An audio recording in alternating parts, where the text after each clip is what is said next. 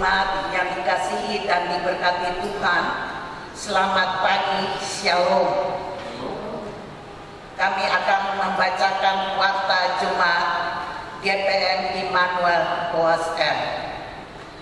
Kami mengucapkan selamat pagi serta selamat hari Minggu, Shalom, bagi jemaat yang telah menyiapkan diri dan hati untuk beribadah di tiap rumah.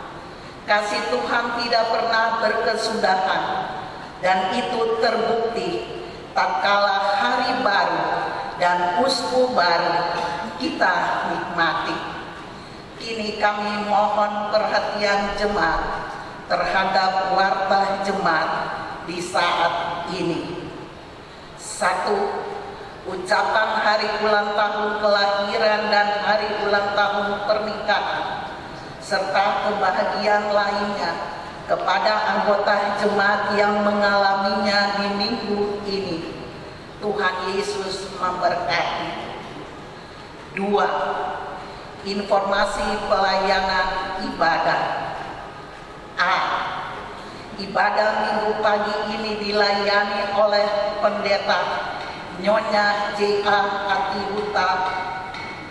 Pembacaan Alkitab dari Amsal 15 ayat 1 sampai dengan ayat 5 dan Matius 5 ayat 5. Nyanyian persiapan setelah lonceng 3 dibunyikan, jemaat berdiri dan melakukan nyanyian PKJ nomor 35. Dan pada pukul 10 WIB akan berlangsung ibadah SMTPI di tiap-tiap rumah.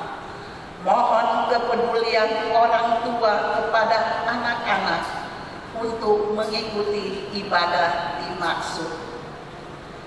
Dalam ibadah pagi ini, Minggu 15 November 2020 di Gereja Immanuel OSM pada pukul 8 WIB berlangsung baptisan bagi 4 orang anak, masing-masing 1. Krisan Marvelio Sipahel, 2. Emanuelo Hosea Watimena, 3. Jordi Alvaro Watimena, 4. Dastan Enzo Lesio, yang dilayani oleh pendeta Nyonya J.A. Atihuta.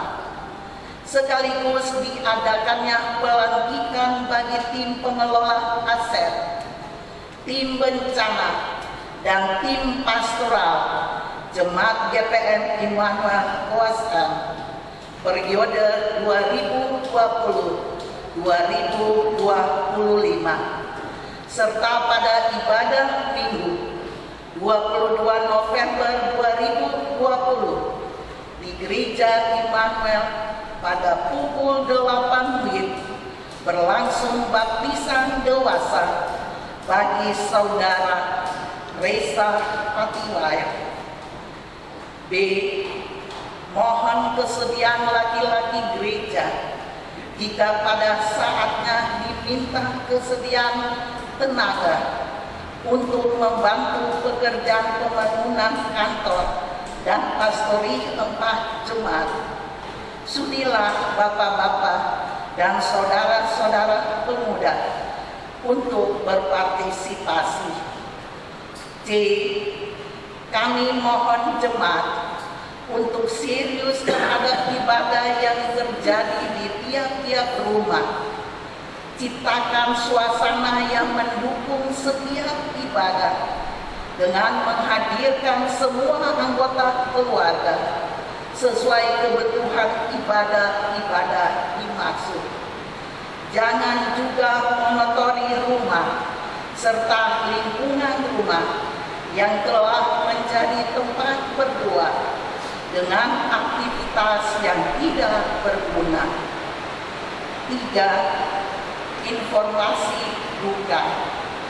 1. Majelis Jemaat menyampaikan turut berduka cita bersama keluarga Ropati atas dipanggil pulangnya almarhum Bapak Yuasaf Ropati pada hari Sabtu 7 November 2020 dan pemakamannya berlangsung pada hari Senin 9 November 2020 di Desa Tuhakan. Semoga keluarga tetap dikuatkan. 4. Ucapan terima kasih. 1. Majelis Jemaat mengucapkan terima kasih kepada saudara yang peduli terhadap pekerjaan pelayanan melalui pemberian bantuan bagi pembangunan fisik dalam jemaat. Berkat selalu berlimpah atas hidup saudara. Demikian waktu jemaat ini disampaikan dan selamat beribadah. Shalom. Majelis Jemaat GPM Immanuel Kuasa, Ketua Pendeta Nyonya D.A. Atihuta D. Sekretaris Penatua KDJ Penjala. Jemaat dipersilakan berdiri. Kita akan melakukan pujian dengan nyanyian PKJ nomor 35. Suci, suci, suci, jiwaku menyembahmu.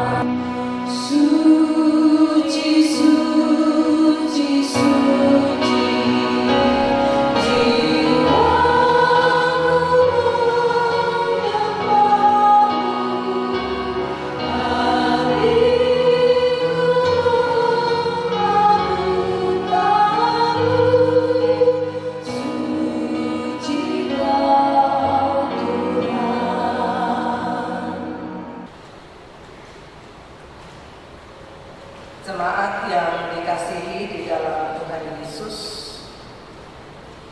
saya percaya di tiap-tiap rumah kita telah menyiapkan diri, bahkan hati, pikiran, perasaan termasuk keluarga kita untuk beribadah di saat ini. Karena itu mari kita mulai ibadah ini. Adalah baik beribadah kepada Tuhan, sebab Tuhan itu baik bagi kita. Kepadanya kami beribadah dengan hati penuh sukacita. Maka jadilah ibadah ini dalam nama Bapa, Anak, dan Roh Kudus. Damai sejahtera Allah melimpah ke atas kita. Amin. PKJ nomor 27 bait pertama kita nyanyikan.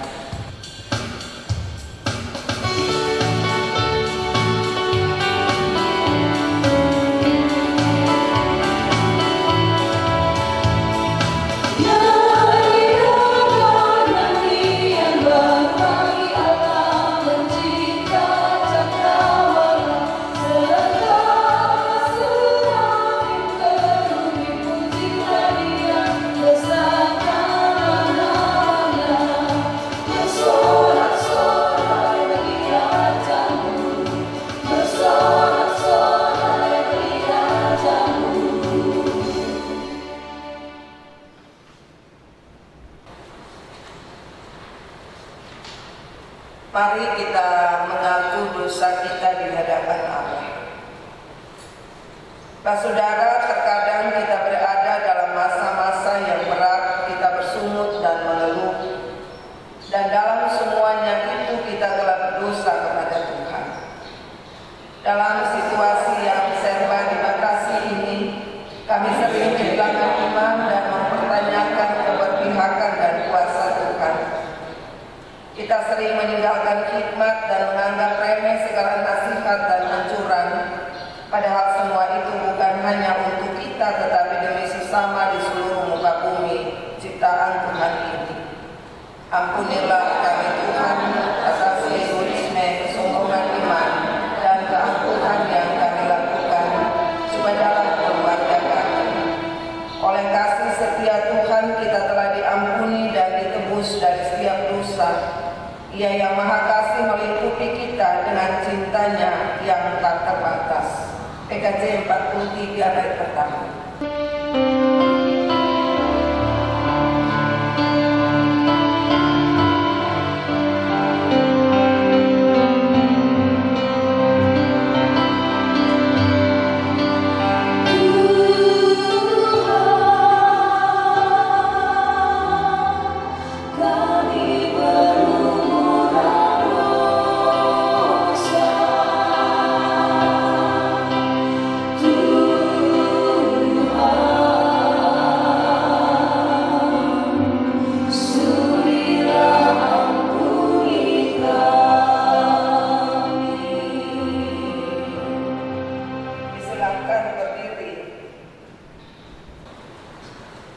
Karena itu baiklah kita saling rendah hati dan penuh hormat seorang akan yang lainnya, dan turutilah firman-Nya.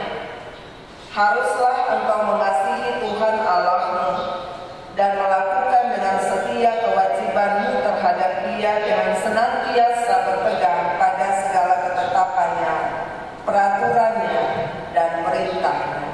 PKJ nomor 131 baitnya yang ketiga kita nyanyikan.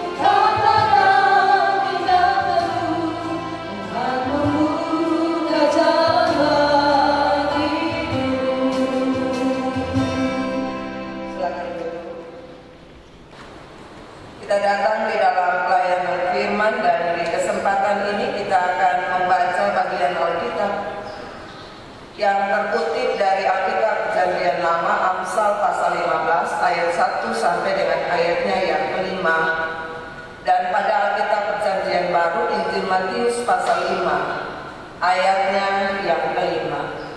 Amsal 15 ayat 1 sampai ayat 5 dan Matius 5 ayatnya yang kelima. Mendahulunya, mari kita berdoa. Ya Roh Kudus, berkarunialah atas kami dan seisi rumah kami, sebab kami berlindung dalam firman-Mu yang kudus. Amin. Jemaat yang diberkati Tuhan, pembacaan firman Tuhan di saat ini kita akan baca secara bersama-sama. Amsal pasal 15 ayat 1 sampai dengan ayatnya yang kelima, begini bunyi firman Tuhan. Jawaban yang lemah lembut meredahkan kegeraman, tetapi perkataan yang pedas membangkitkan marah. Lidah orang bijak mengeluarkan pengetahuan, tetapi mulut orang bebal mencurahkan kebodohan. Mata Tuhan ada di segala tempat, mengawasi orang jahat dan orang baik. Lidah lembut adalah pohon kehidupan, tetapi lidah curang melukai hati. Orang bodoh menolak didikan ayahnya, tetapi siapa yang mengindahkan teguran adalah bijak. Injil Matius pasal 5 ayatnya yang kelima. Berbahagialah orang yang lemah lembut, karena mereka akan memiliki bumi. Demikian firman Tuhan. Haleluya, haleluya, haleluya.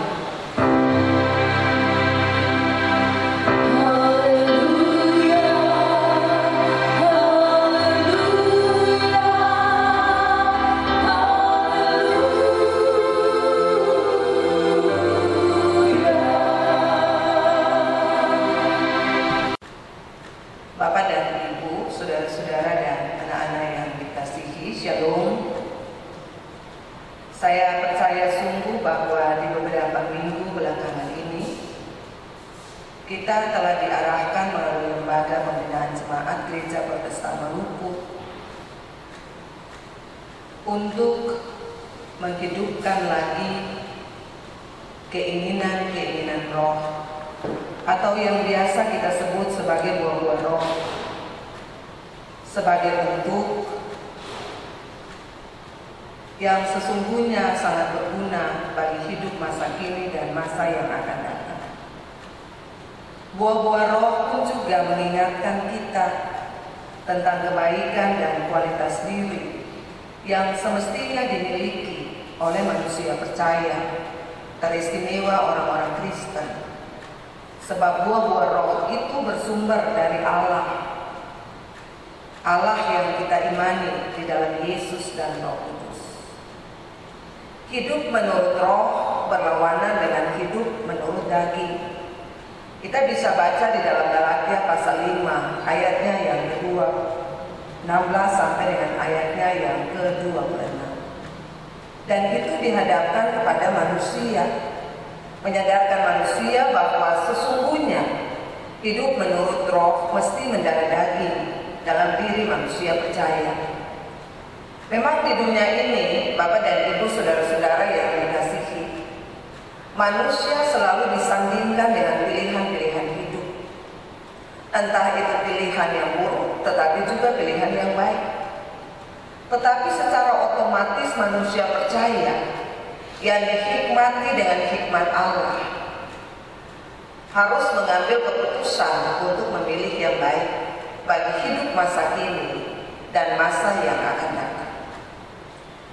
Di minggu yang lalu pun kita dituntun dengan tema mingguan hidup di dalam kesabaran, dan mudah-mudahan kesabaran telah terpatri dalam kehidupan kita. Kesabaran telah diaktakan dalam seluruh aktivitas hidup, entah itu di dalam keluarga, di dalam gereja, dan di dalam masyarakat.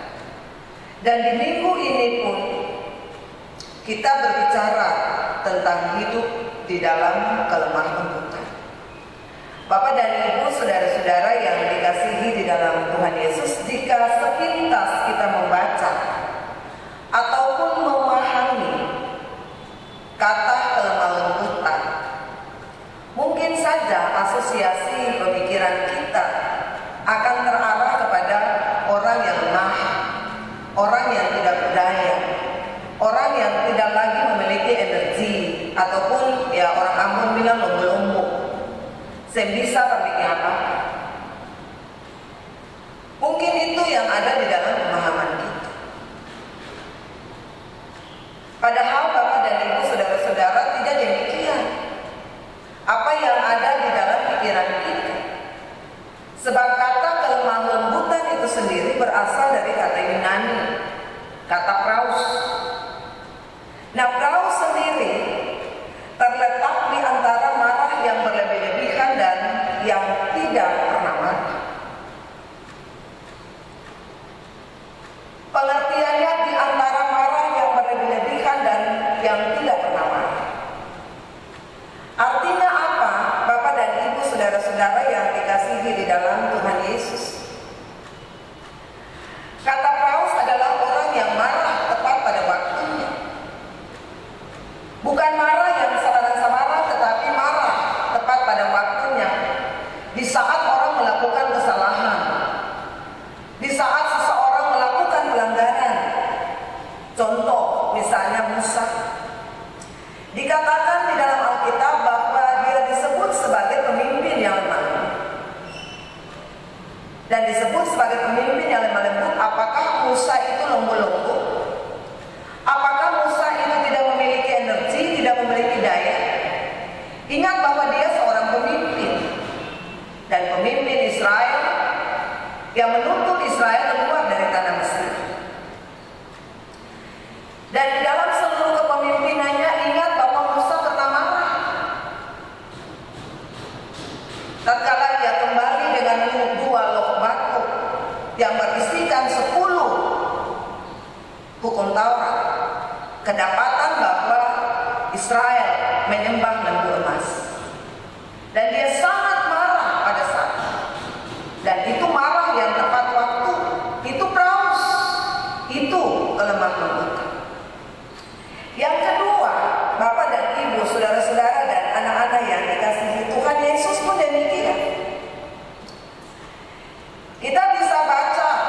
di dalam Injil Matius pasalnya yang ke-11, ayatnya yang ke-29.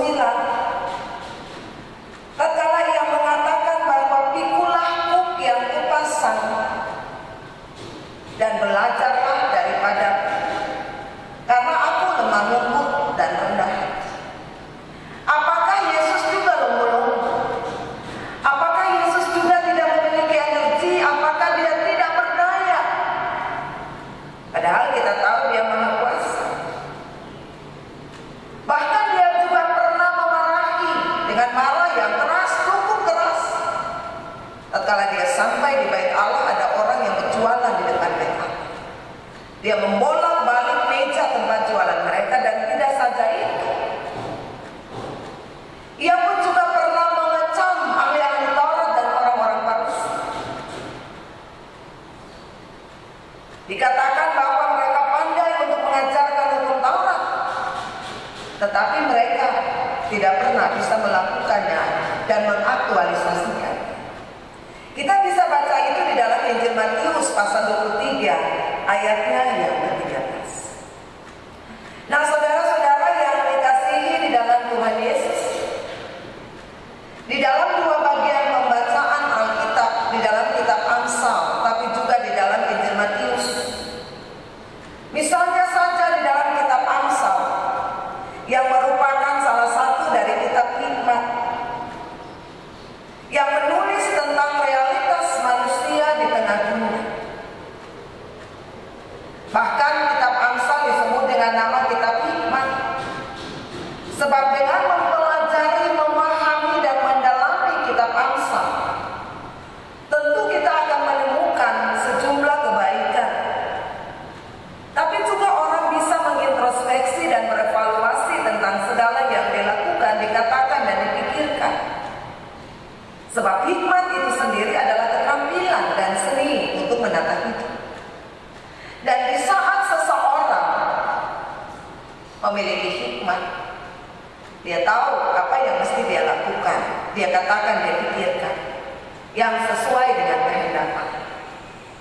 Dan dia juga tahu apa yang tidak boleh dia lakukan, katakan, dan pikirkan, karena itu tidak berguna dan tidak bermanfaat bagi hidup pribadi, keluarga, tapi juga bagi hidup orang lain. Pak saudara yang dikasihi di dalam Tuhan Yesus, di dalam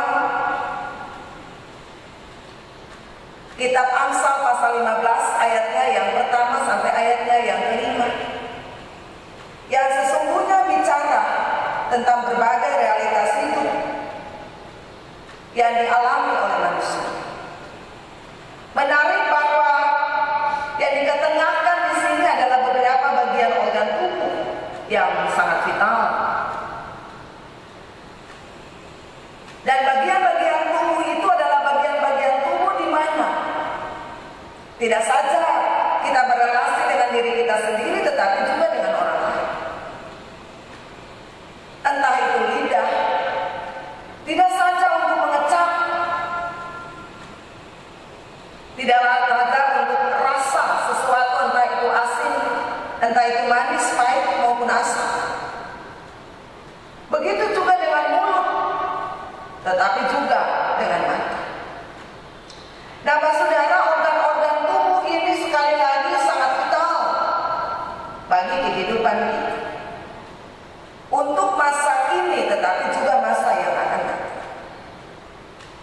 Bahkan lidah pun, jika kita membaca surat Yakobus, dikatakan bisa mendatangkan kebaikan tetapi juga bisa mendatangkan keburukan, bisa mendatangkan kehancuran.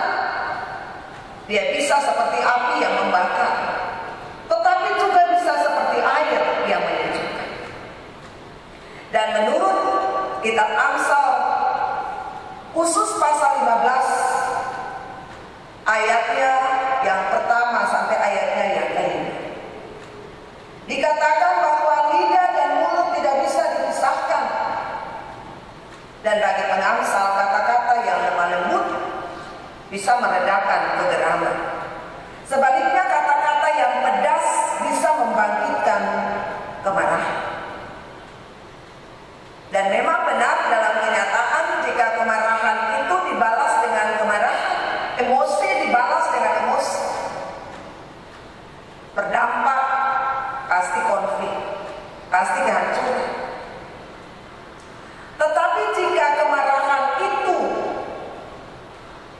direspon dengan kata-kata yang lembut, pasti berdampak damai, berdampak aman bagi kehidupan pribadi, keluarga, gereja, dan masyarakat.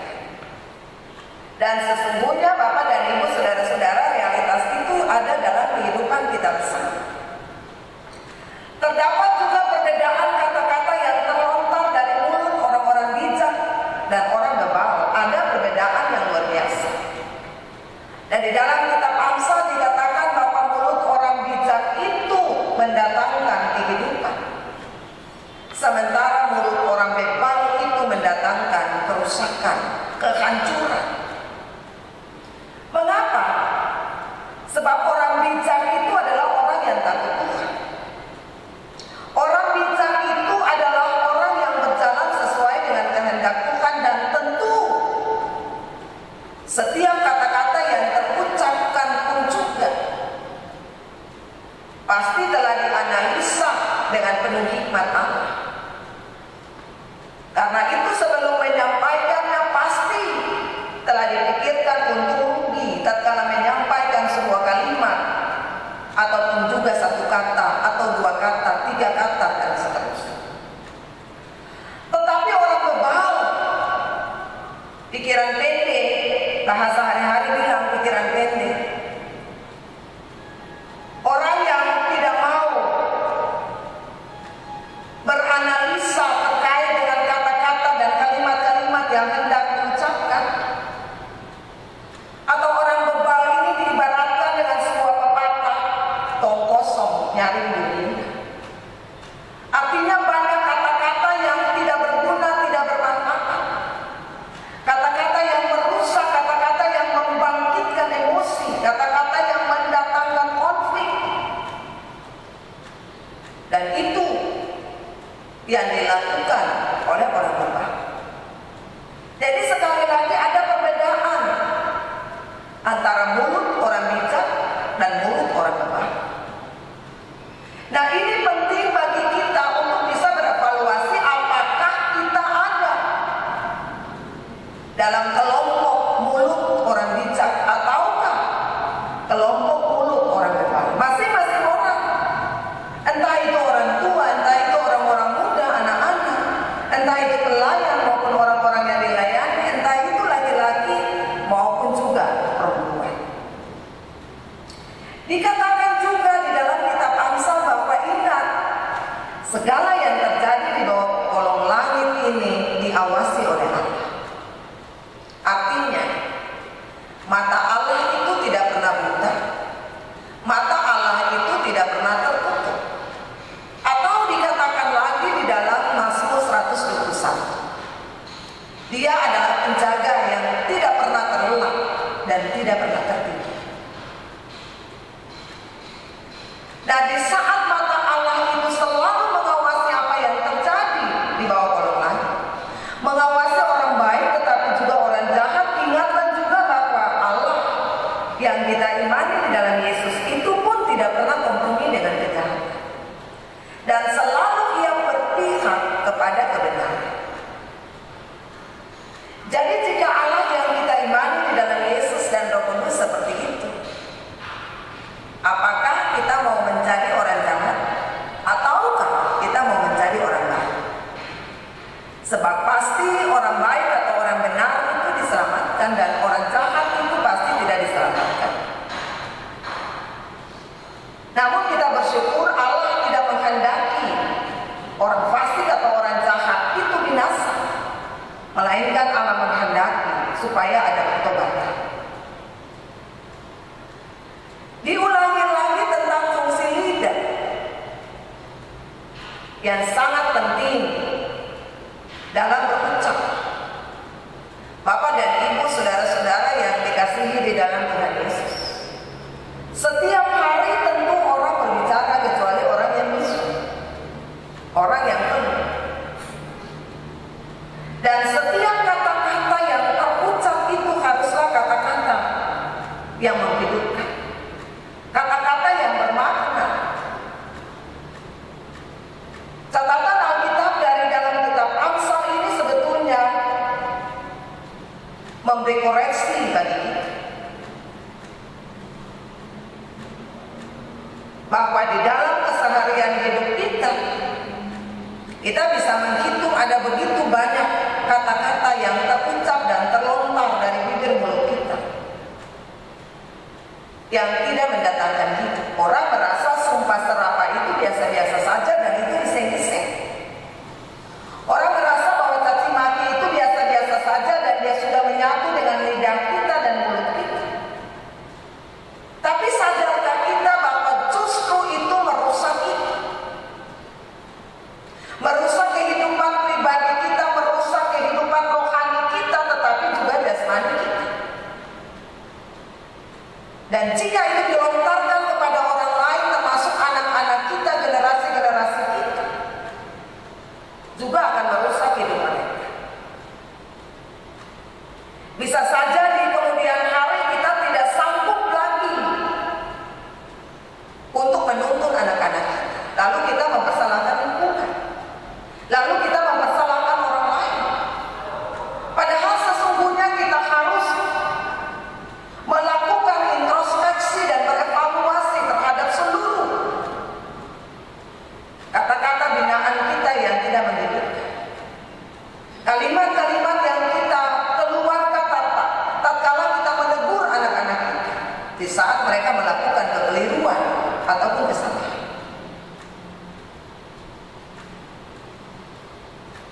Sebab tentu bisa menjadi batu sandungan bagi pembentukan spiritualitas mereka.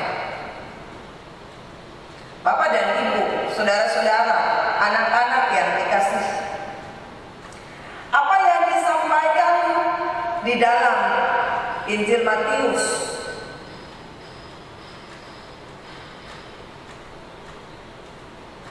yang menjadi bagian pembacaan kita yang kedua, sebagian kecil dari hamba Tuhan Yesus di bukit. Berbahagialah orang yang lemah lembut, karena mereka akan memiliki bumi. Dari awal sudah diketengahkan bahwa orang yang lemah lembut itu bukan orang yang tidak berdaya. Orang yang lemah lembut itu bukan orang yang tidak punya energi ataupun lumpuh-lumpuh. Tetapi orang yang lemah lembut adalah orang yang memiliki kekuatan. Kekuatan yang bersumber dari dalam dirinya, tetapi sumber utama yaitu Allah. Dan di dalam khotbah di bukit dikatakan bahwa orang yang lemah lembut akan memiliki bumi. Dan lemah lembut di sini diartikan sebagai orang yang memiliki kerendahan hati. Orang yang tidak sombong, orang yang tidak tinggi hati, orang yang tidak arogan, tetapi orang yang rendah hati. Dan orang yang rendah hati adalah orang yang mengakui kemahakuasaan Allah. Orang yang rendah hati, orang akan mengakui kelebihan orang lain. Orang yang rendah hati, orang akan menghargai orang lain dan menghormati orang lain. Orang yang rendah hati adalah orang yang patuh kepada Tuhan. Orang yang berserah diri secara total kepada Tuhan. Orang yang kuat untuk mengendalikan kekuatan dirinya supaya tidak diperbudak oleh kekuatannya sendiri, tetapi kekuasaannya. Orang yang rendah hati adalah orang yang bersedia dengan tulus untuk menanti pertolongan Tuhan. Artinya orang yang sempurna memohon sembarang-sembarang. Orang yang sempurna bersungut-sungut. Tetapi orang yang menanti dengan diam tepat pada waktunya pertolongan Tuhan. Dan dikatakan mereka memiliki bumi, artinya diberkati. Mereka diberkati di bumi. Dan saudara-saudara yang dikasihi, Tuhan Yesus pun memberi keteladanan itu. Ia telah memberi keteladanan itu bagi kita yang tidak menganggap kesetaraannya sebagai Allah, sebagai milik yang harus dipertahankan, melainkan mengosongkan dirinya dan mengambil rupa seorang hamba dan taat sampai mati di kayu salib. Dan seterusnya kita baca di dalam surat Filipi pasal 1.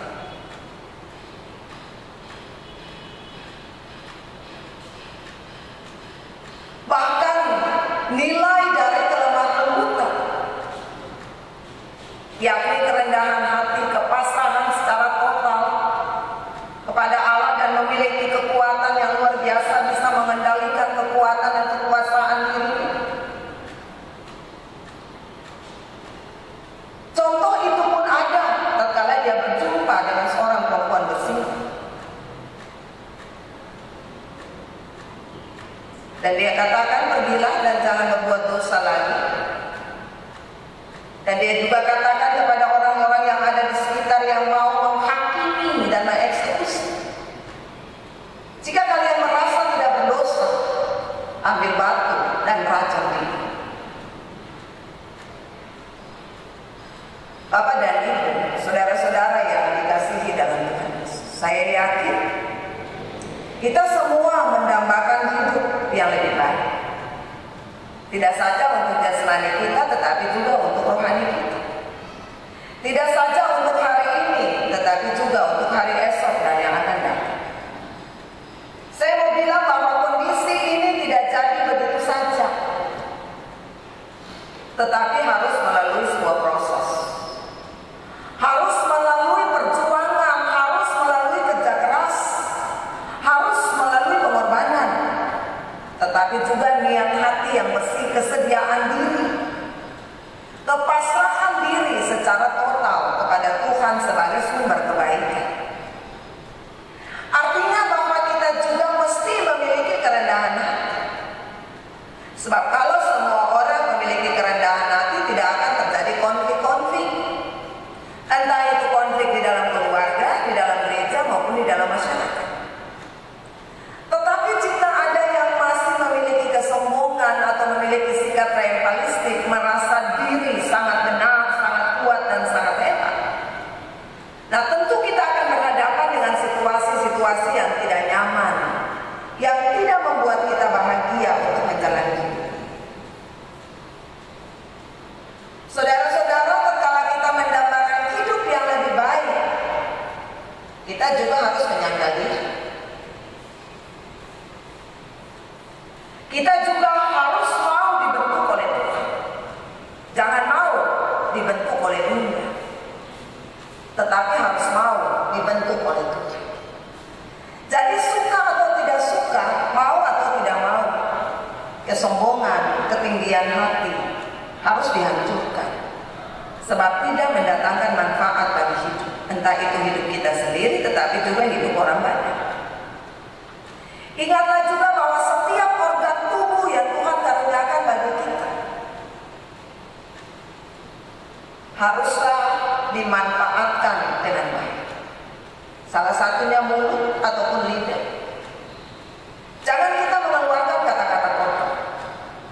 Jangan kita mengeluarkan caci maki, sumpah serapah, ataupun juga memfitnah seorang terhadap kita. Sebab tentu tidak menghidupkan, tetapi justru mematikan.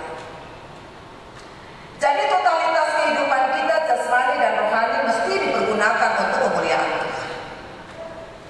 Itu hal yang sangat urgen, yang sebetulnya harus menjadi bagian kehidupan kita sebagai orang percaya. Dan Yesus telah melakukan keteladanan itu. Belajar dari Yesus, jangan belajar dari yang lain, tapi belajarlah dari Yesus. Dan mencari catatan bagi kehidupan keluarga kita, bagi orang tua dalam tanggung jawab membina, mendewasakan anak-anak.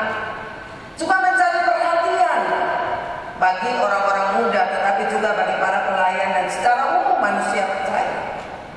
Ingat bahwa mata Tuhan senantiasa tertuju. Bukan musiman matanya tertuju, tetapi senantiasa tertuju mengawasi segala yang terjadi di bawah kelopak. Ia berpihak kepada yang benar. Ia berpihak kepada yang adil. Ia berpihak kepada kebaikan, bukan kejahatan. Kita bersyukur karena kita telah lebih dahulu diingatkan. Kita bersyukur sebab Tuhan tidak mau kita binasa. Mari saudara, konsumsilah hidup lemah lembut dalam seluruh keberadaan kita. Amin. Kita masuk ke satu Kristen.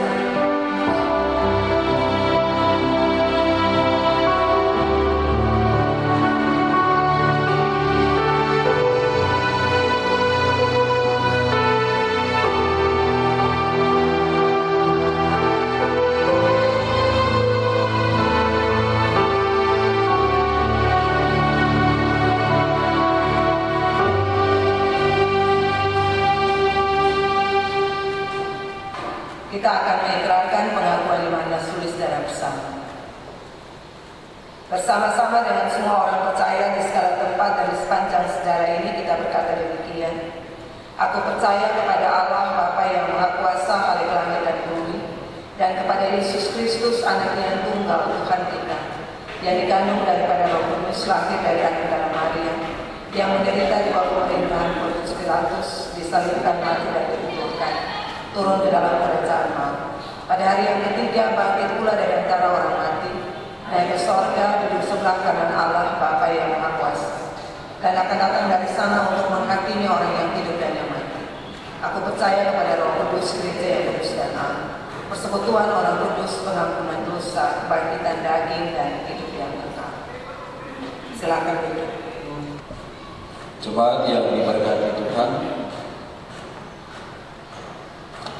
tiba saatnya kita membawa seluruh persembahan syukur kita kepada Tuhan, dan untuk mengiringinya kita angkat pujian secara bersama dari PTJ nomor 150 ayat yang pertama.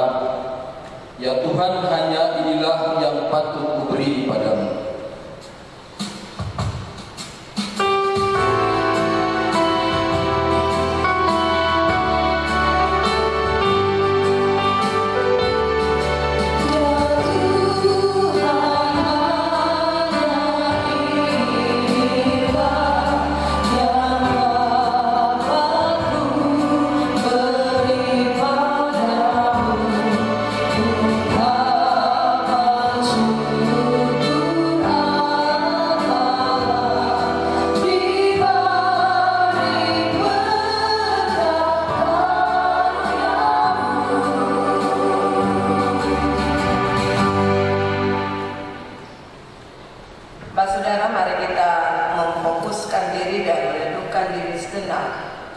Ada di dalam doa syafaat, dan kita akan mengakhirinya dengan mengucapkan doa Bapa Kami secara bersama. Kita bersyafaat.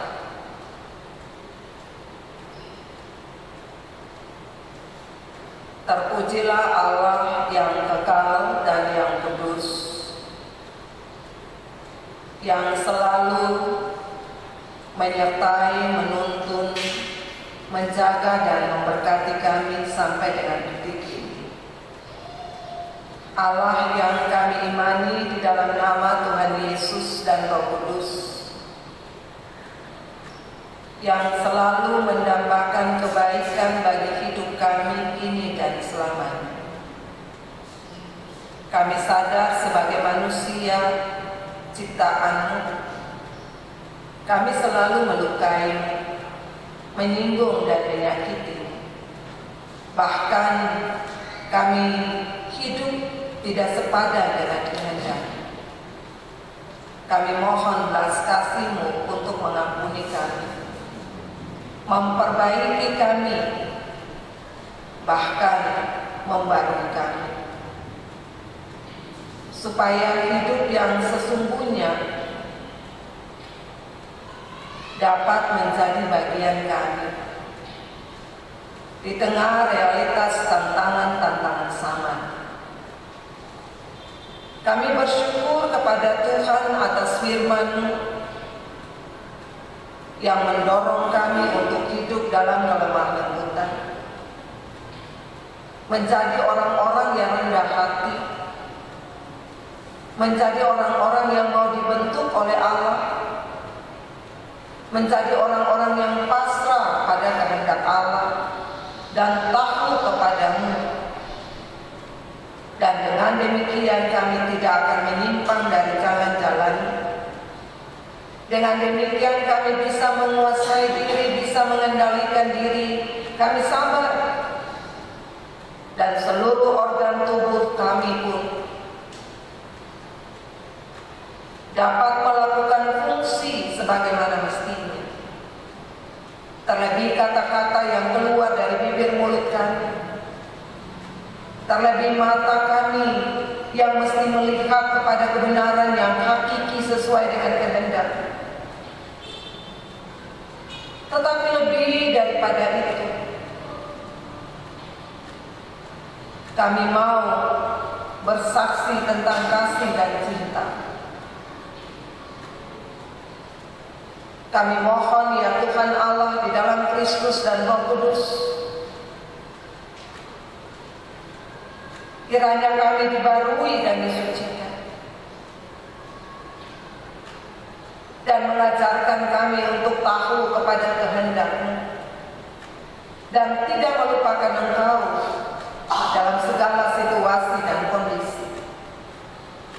Pergumulan-pergumulan kami di sepanjang usia baru, sebagai pribadi, keluarga, persekutuan maupun masyarakat, kami bawa kepada Tuhan yang adalah Khalik kami, Yesus yang adalah Juru Selamat kami, dan Roh Kudus yang menuntun kami.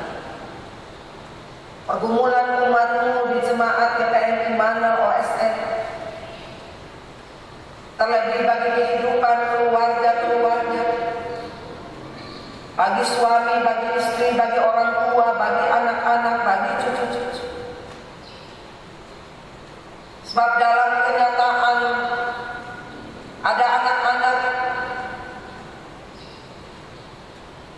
yang disepelekan.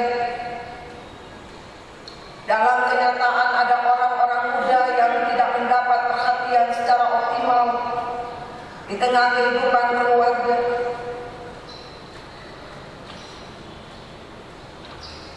Menimbulkan berbagai kekerasan-kekerasan yang dilakoni oleh mereka,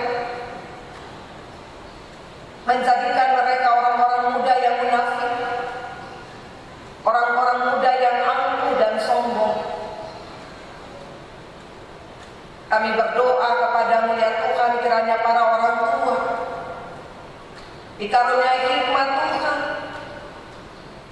supaya tanggung jawab pendampingan, pengontrolan, pendidikan itu dapat dilakukan dengan baik, dengan serius, dan di dalam rasa takut kepada Tuhan, agar tidak ada orang-orang muda maupun anak-anak yang tercecer, dan pada saatnya mereka menjadi anak-anak dan orang-orang muda yang menghormati Tuhan dan juga memiliki masa depan yang baik.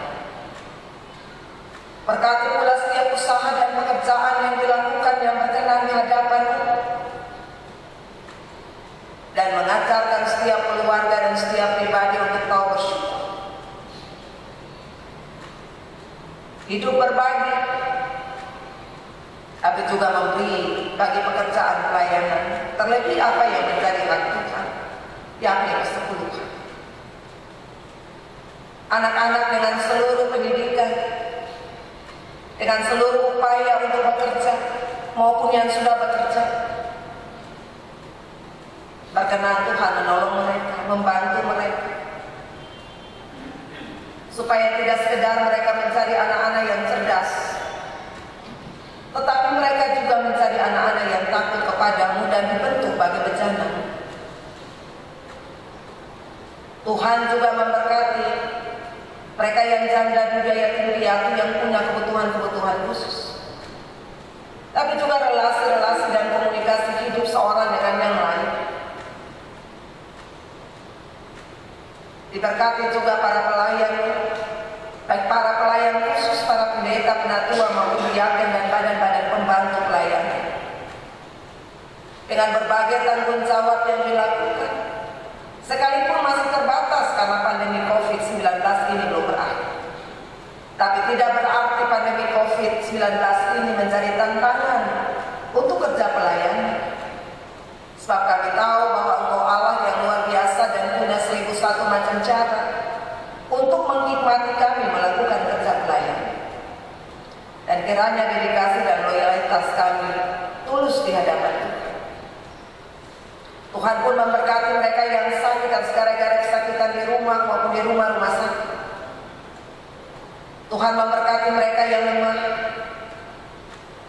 Tuhan mengasihani mereka yang putus harap, yang ragu-ragu untuk menjalani hidup ini.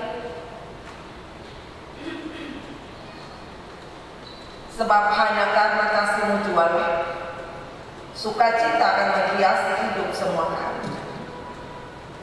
Tuhan tolong dan bantu kami dalam seluruh kerja pelayanan musim baru, juga pekerjaan-pekerjaan pembangunan fisik, pembangunan gedung gereja Yabok, dan pembangunan pastori dan kantor jemaat. Kami mendoakan segalanya kepada-Mu, termasuk panitia-panitia dan tim-tim yang dibentuk di dalam jemaat untuk memperlancar seluruh kerja pelayanan. Engkau sumber berkat dan kami yakin berkat-Mu selalu tercurah ke kami dan mengajarkan kami mengelolanya sedemikian arif, supaya kami diberkati tetapi juga menjadi berkat bagi banyak orang. Berkati gereja Istimewa Gereja Protestan Maluku, dari arah sinodal sampai di jemaat-jemaat sebagai institusi tapi juga sebagai persekutuan orang percaya. Dalam seluruh tanggung jawab dan peran, kami tetap percaya Engkau kepala gereja, dan Engkau juga akan selalu menuntun langkah-langkah kehidupan gereja untuk menghadirkan damai sejahtera, untuk menghadirkan shalom Allah, untuk menyatakan kabar sukacita, kabar gembira, kabar yang menghidupkan bagi dunia ini. Berkati pula pemerintah kami, di pusat sampai di dalam daerah di mana kami ada. Persoalan-persoalan kebangsaan kami letakkan kepada Tuhan, dan kami tahu Engkau mengarifkan pemerintah kami dalam seluruh kerja yang ada, dalam setiap pengambilan keputusan dan kebijakan, termasuk pemerintah provinsi, pemerintah kota, sampai RW dan RT. Liputi anak-anak-Mu yang diberi tanggung jawab untuk melakukan seluruh penyelenggaraan pemerintah. Tuhan juga memberkati kami sebagai masyarakat, lintas suku, subsuku, budaya, bahasa, dan agama. Di tengah keragaman banyak persoalan, tapi kiranya hikmat-Mu menjadi bagian kami untuk mengelola keragaman menjadi kekuatan, tapi juga mencari kekayaan untuk mensupport, saling mensupport seorang dengan yang lain untuk kemaslahatan bersama. Lindungi kami dari setiap perpecahan dan kehancuran hidup. Jika ada rancangan-rancangan untuk saling menciderai dan saling menghancurkan, kami tolak di dalam nama Yesus. Dan sudilah Tuhan mengubahnya menjadi rancangan-rancangan kebajikan, sebab tidak ada yang mustahil bagi Tuhan. Kami bersyukur, kami berterima kasih. Pandemi COVID-19 ini berangsur-angsur lenyap karena kekuatan kuasa. Dan jika masih ada yang tertular, Tuhan Allah menyehatkan mereka. Bahkan mereka yang ada di garda terdepan selalu diberi perlindungan oleh Tuhan. Bapak tolong kami dan Bapak bantu kami, sebab di dalam kerendahan hati pun kami akan disiplin. Disiplin untuk diri kami sendiri, tapi berdampak pada orang banyak. Lengkapi kami dengan kekuatan kuasa Roh-Mu yang kudus. Dan sudilah Tuhan menuntun kami supaya kami terhindar dari setiap susah, celaka, sakit, penyakit sampai kepada kematian. Alam ini kami letakkan kepada Tuhan untuk dikendalikan oleh. Terima kasih Tuhan Yesus. Persembahan-persembahan syukur yang kami siapkan di tiap-tiap keluarga kami, persembahan-persembahan persepuluhan, tapi juga pemberian bagi pembangunan fisik. Tuhan jamah, Tuhan kuduskan, dan Tuhan hidupkan. agar berguna bagi pelayanan pekerjaan-Mu, dan kami percaya kami tidak berkekurangan, melainkan kami berkecukupan, bahkan berkelebihan. Tolong kami dan bantu kami, supaya hidup ini berarti, hidup ini berguna, dan hidup ini bermanfaat. Dan firman-Mu akan menjadi kekuatan bagi kami, spirit bagi kami, dasar bagi kami untuk melangkah. Terpuji nama Tuhan Allah ini dan selamanya. Kami menyampaikan seluruh syafaat ini di dalam nama Yesus yang telah mengajar kami berdoa secara bersama. Bapa kami yang di sorga, dikuduskanlah nama-Mu, datanglah kerajaan-Mu, jadilah kehendak-Mu di bumi seperti di sorga. Berikanlah kami pada hari ini makanan kami yang secukupnya, dan ampunilah kami akan kesalahan kami, seperti kami juga mengampuni orang yang bersalah kepada kami. Dan jangan membawa kami ke dalam pencobaan, tetapi lepaskanlah kami daripada yang jahat. Karena Tuhan yang punya kerajaan dan kuasa dan kemuliaan sampai selama-lamanya. Amin. Kita berdiri dan kita melakukan nyanyian PKJ nomor 127, bait pertama dan kedua.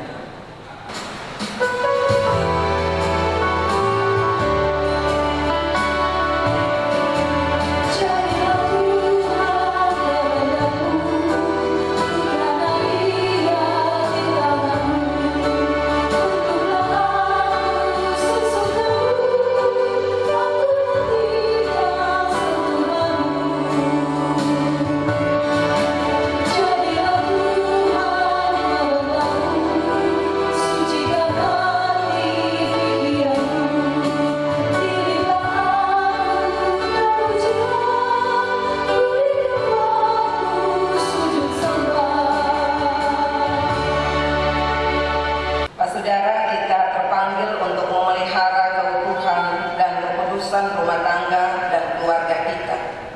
Sebab itu mari kita tumbuhkan cinta kasih dalam saling peduli seorang akan yang lain, serta rawatlah kasih persaudaraan dengan semua orang, dan peliharalah ciptaan Tuhan di sekeliling kita. Terimalah janji penyertaan-Nya. Tuhanlah penjagamu, Tuhanlah naunganmu di sebelah tangan kananmu. Matahari tidak menyakiti engkau pada waktu siang atau bulan pada waktu malam. Tuhan akan menjaga engkau terhadap segala kecelakaan. Ia akan menjaga nyawamu. Tuhan akan menjaga keluar masukmu dari sekarang sampai selama-lamanya.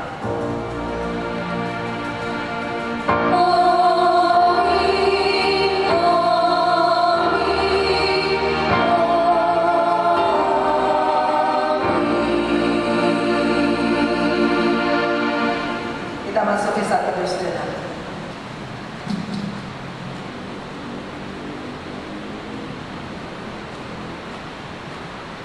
Saat teduh selesai, pada selesai, selamat hari Minggu, Shalom.